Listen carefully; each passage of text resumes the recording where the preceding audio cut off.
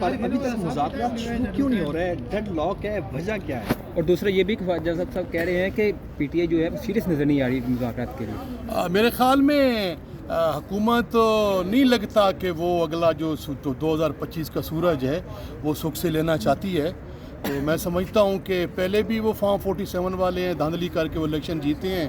تو میرے خیال میں وہ سرائکی میں کہتے ہیں کہ وہ 50 گنن تو بڑی گل ہے جی. وہ جڑی انہوں نے دھاندلی کی تھی ہے نا، اگر وہ بھی 50 لیں نا جی، وہ بھی بڑی بات ہے.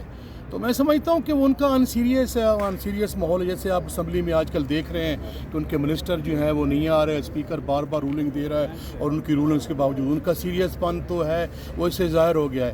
اور رہا سوال کہ وہ گورنمنٹ والے جو منسٹر جی یہ کہہ رہے ہیں، دیکھیں جی یہ پاکستان ہمارا ہے، یہ دھرتی ہماری ہے، اس میں جمہوریت میں ایک جو ہے وہ سوچ ہوتی ہے اپوزیشن کی اور ایک ہوتی ہے حکومت کی.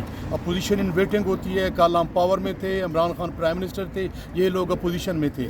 آج یہ دھاندلی کر کے اقتدار میں آ گئے، عوام کو انہوں نے مینڈیٹ نہیں دیا، ہمارا جو مینڈیٹ تھا انہوں نے چھین لیا، تو ہم اپوزیشن میں ہیں.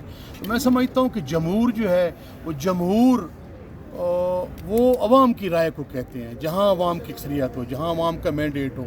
تو یہ ان کا جو ان سیریس پن ہے. دیکھیں جی ہم نے پارٹی میں یہ ہماری بڑی ڈیبیٹ ہوئی کہ یہ بار بار پرائم منسٹر صاحب کی اور کئی فیڈرل منسٹرز کی یہ میڈیا سے ٹاکس کرتے ہیں جی کہ اپوزیشن سیریس نہیں ہے جی، پاکستان کے مسائل کو سمجھ نہیں رکھتی جی، اپنے سکورنگ کے لیے یہ کرتے ہیں اپوزیشن. ہم نے ان کو کہا نہیں جی، ہم یہ قطع نہیں کرتے.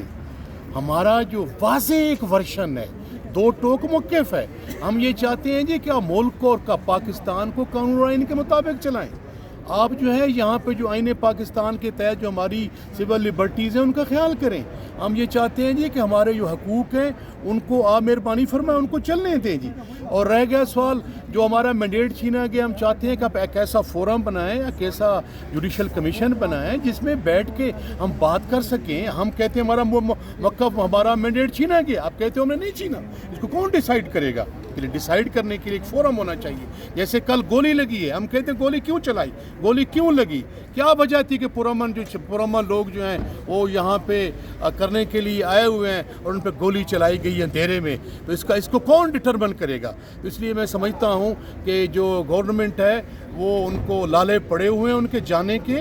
ان کے منسٹر جو ہیں وہ اسمبلی میں ہمیں فیس نہیں کر سکتے. اپوزیشن کا جو دبنگ رول ہے، اپوزیشن کا جو ببانگ دول ہے، اپنا جو کردار ہے، اس کے سامنے وہ میں سمجھتا ہوں کہ بھیگی بلی بن گئے ہیں. مستی کھیل صاحب، آپ کے سیاسی حریف خواجہ آصف کی کمر کے بارے میں دوبارہ ڈائیلاگ آ رہے ہیں مارکیٹ میں.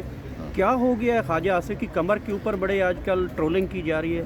کیا گیا ہے؟ سوری، آپ کے سیاسی حریف خواجہ آصف صاحب، ہاں، ان کی کمر کے بارے میں بڑے آج کل میڈیا ٹرولنگ کر رہا ہے. علی امین گنڈاپور نے ان کی کمر، لچکدار کمر کے اوپر کچھ باتیں کی ہیں.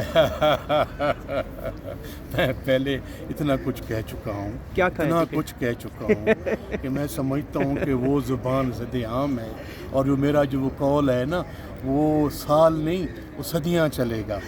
اور اس لیے میں نہیں چاہتا، کیونکہ میں نیا پینڈورا باکس نہیں کھلنا چاہتا. جو لوگ دوسرے کے خلاف بات کر رہے ہیں تو ان کو کرتے رہنا چاہیے. کیا سمجھتے ہیں کہ پاکستان تحریک انصاف ڈیلی جو ہے وہ حکومت جو ہے ان کا مذاق اڑا رہی ہے، مذاکرات نہیں ہو پا رہے، ڈیڈ لاک برقرار ہے، کمیٹیاں بنتی جا رہی ہیں. خان صاحب نے کہا ہے کہ باہر جو گڈی کا کھیل کھیلا جا رہا ہے میں سب کو دیکھ رہا ہوں. کیا وجہ بن رہی ہے؟ بہت اعلیٰ سوال آپ نے کیا ہے.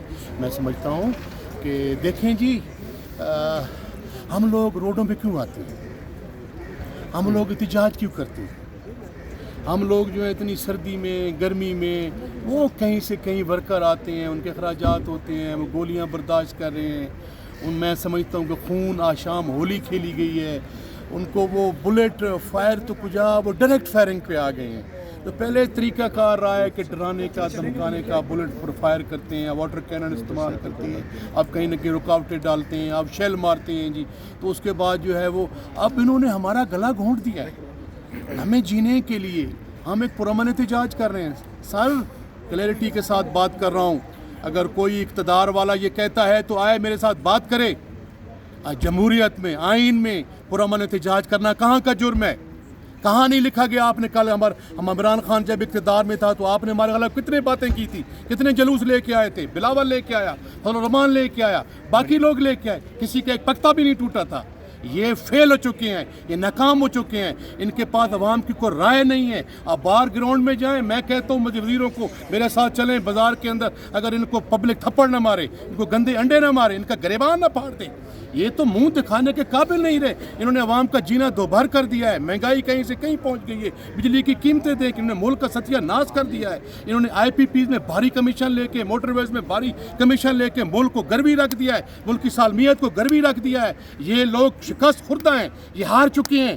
میں چاہتا ہوں کہ جو لوگ یہاں یہاں فیصلہ کرتے ہیں، میں ان سے اپیل کر رہا ہوں، خدا را یہ فیل ہو چکے ہیں، یہ ناکام ہو چکے ہیں، ان کے پلے ککھ نہیں ہے، ان کو چھوڑیں اور پاکستان کی پبلک کی آواز سنیں، اور پبلک کیا کہہ رہی ہے، پبلک جس کا مینڈیٹ اس کو دو نہ دیں۔ مستی خیل صاحب بتائیے گا، ان کے پلے تو کچھ بھی نہیں، لیکن ان کے کندھوں پر جس کا ہاتھ ہے وہ بڑے طاقتور، اس لیے انشاءاللہ میں نے جو بات کی ہے، میں یہ کہہ رہا ہوں کہ وہ بھی ان سے اکتا چکے ہیں، وہ بھی ان کی نلیکی اور نیلی کے خبر دے رہے ہیں آپ؟ میں خبر دے رہا ہوں آپ کو، ان کی نلیکی اور نیلی کے سامنے وہ جو ہیں وہ بھی سمجھتا ہوں کہ یہ ہر لحاظ سے فیل ہو چکے ہیں۔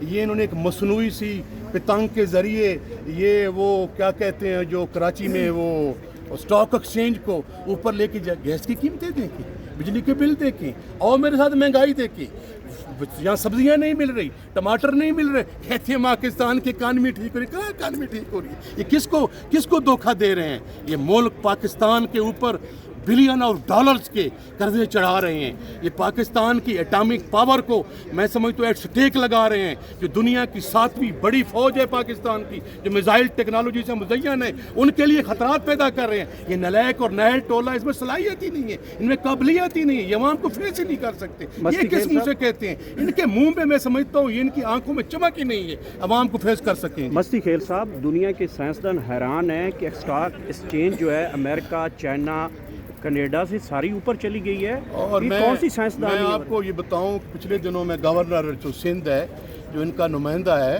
اور اقتدار کے ساتھ وہ پارٹی میں لائز ہے، میں ان کو سن رہا تھا، وہ جو میرے خیال میں وہ کہہ رہا تھا، چنائے صاحب جو ہے غالباً چیئرمین ہے اسٹاک ایکسچینج، وہ کہہ رہا تھا چنائے صاحب یہ کس کو آپ دھوکہ دے رہے ہیں؟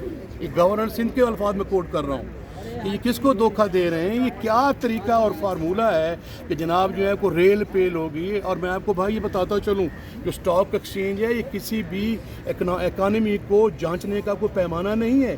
وہ چند بلینر جو ہیں، چند جو وڈیرے ہیں، جنہوں نے پاکستان کی معیشت کو اپنے کنٹرول میں لیا ہے، وہ آپس میں جو ہے وہ کلیم اللہ سے سمیع اللہ، سمیع اللہ سے کلیم اللہ کھیلتے رہتے ہیں، اس کی افیکٹ جو ہے گراس روٹ لیول پہ نہیں آ رہے۔ تو اس لیے میں یہ کہہ رہا ہوں کہ گورنر نے بھی، ان کے سندھ کے گورنر نے بھی ان کے سمجھتا ہوں کہ اس پہ جو ہے وہ عدم اعتماد کر دیا ہے۔ تو اس سے بڑھ کے میں سمجھتا ہوں اس کے خلاف اور چارج شیٹ کیا ہو سکتی ہے؟